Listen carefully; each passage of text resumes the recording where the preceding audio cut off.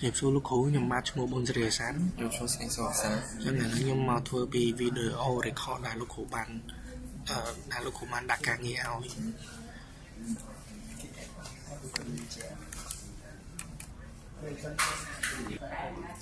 tóm máu dân ran code trong chuyện bốn dân thở bài ID bỏ vào đăng bảo dân và tóm máu dân thở say description tóm máu dân thở rơ category đại vì thở cho một description khỏi máu dân bài quantity và dân chó dân bài price chó hay dân thử select bị quality thay vì chỉ new được second hand mà trong app status dân thử cho thay vì chỉ warranty vì chỉประเภท warranty หรือก็ discount đó dân thử dòng discount nhiều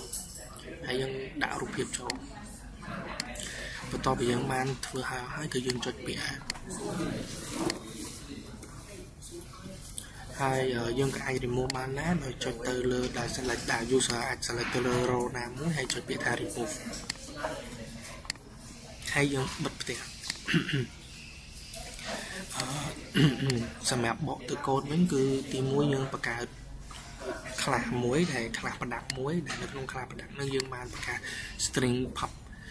public string product public string description category quality quantity price discontinuous status ជាមួយនឹង image ដែល image ហ្នឹងយើងបានមកពី using system draw វិញខាងលើហើយបន្តមកខាងក្រោមនេះគឺជា constructor method ដែលនៅក្នុង constructor method ហ្នឹងគឺមាន parameter អញ្ចឹង parameter ទាំងអស់ហ្នឹងដែលនៅក្នុង constructor ហ្នឹងគឺវាបានផាសparameter ហ្នឹងទៅក្នុង constructor ហើយខាងក្រោមនេះចំណែកកូដខាងក្រោមនេះគឺសម្រាប់ assign value ទៅក្នុង constructor ដែលយើងប្រើពាក្យដែលយើងប្រើ keyword របស់ C31 គឺផាសថា this មូលហេតុដែលយើងប្រើ this ហ្នឹងគឺដោយសារតែឈ្មោះរបស់ខ្លះឈ្មោះដែលនៅក្នុងខ្លះរបស់យើងហើយនឹងឈ្មោះ parameter ហ្នឹងគឺវាដូចគ្នាពេកអញ្ចឹងទៅយើងប្រើ this ហ្នឹងគឺដើម្បីបែងចែកថាមួយណាជា parameter មួយណាគឺជាខ្លះហើយបន្តមកទៀតគឺចូលដល់កូដមួយទៀតគឺយើងត្រូវប្រកាស list product list ហើយយើងចឹងកន្លែងនេះយើងធ្វើការប្រកាស product ឬក៏ create នៅ list មួយដើម្បី store នៅ product របស់យើង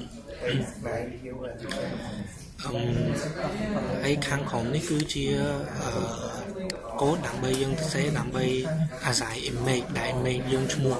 no ហ្នឹងទៅក្នុង page employee ដែលយើងបានយកពី property resource ពី computer យើងមកហើយនេះគឺជា class ខាងក្នុងនេះគឺជា variable ចឹងសម្រាប់កូដផ្សេងទៀតគឺខ្ញុំឲ្យពុកម៉ាក់ខ្ញុំជាអ្នកបកស្រាយបន្ត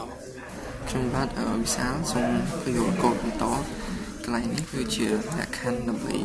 យើងដាក់ column នៅក្នុង data grid view ដែលយើងអាចដាក់បានក្រោម9 column តោះមកទៀតនេះគឺជាកូដដែលយើង add column ទៅក្នុង data grid view មានដូចជា ID description category ជាដើម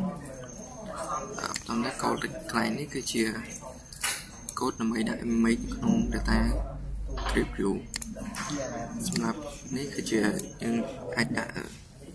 image ចូលទៅក្នុង column image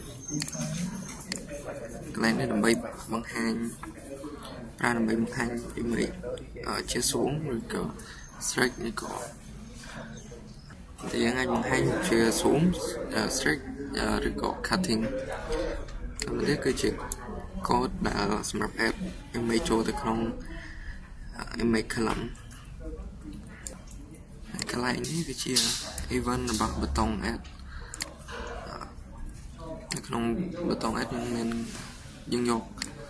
class product មួយមកប្រើហើយបង្កើត object product នៅក្នុង class product នោះ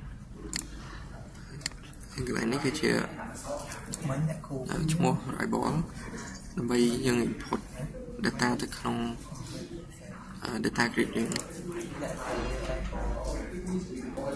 កន្លែងនេះយើងប្រើសម្រាប់ចុច add ហើយបោះទឹកតន័យរបស់ product ចូលទៅក្នុង product object សម្រាប់កូដកន្លែងនេះយើងប្រើដើម្បីបង្ហាញទិន្នន័យមកក្នុង data grid បន្ទាប់ពីយើង input data ទៅនៅក្នុង text box ហើយសម្រាប់កន្លែងនេះគឺជាលក្ខខណ្ឌរបស់ radio button សម្រាប់លក្ខខណ្ឌ radio button មាន2បើសិនជាជ្រើសរក new ចេញ new បើយក second hand ចេញ second hand បើយើងមិនយកអីទាំងអស់យើងចេញ unknown ហើយ radio button វិញគឺជា method បន្តមកចូល method ទី2គឺជា checkbox របស់ quality មានលក្ខខណ្ឌ3គឺលក្ខខណ្ឌទី1បើយើង check យកទាំងពីរចេញ discount និង warranty លក្ខខណ្ឌទី2បើសិន check យក discount ចេញ discount បើ check យកលក្ខខណ្ឌទី3បើ check យក warranty ចេញ warranty បើសិនយើង check យកអីទាំងអស់គឺចេញ no ហើយចូលមកកូដបន្តទៀតគឺជា event របស់ page employee សម្រាប់ employee បើយើង click នៅលើ dialog box វានឹងស្មើនឹងពាក្យ OK នេះហើយវាបង្ហាញ file dialog មកយើងជ្រើសរើសយករូបភាពចូលមកកូដបន្តទៀតគឺជា event របស់ button remove កន្លែង button remove យើងត្រូវតម្រូវឲ្យ user select លើ role ណាមួយដើម្បី remove ហើយការ remove គឺជាការ remove តាម loop for each ចូលមកកូដបន្តទៀតគឺជា event របស់ button close យើងនៅក្នុង event របស់ button close យើងប្រើ function ដែលមានស្រាប់នៅក្ន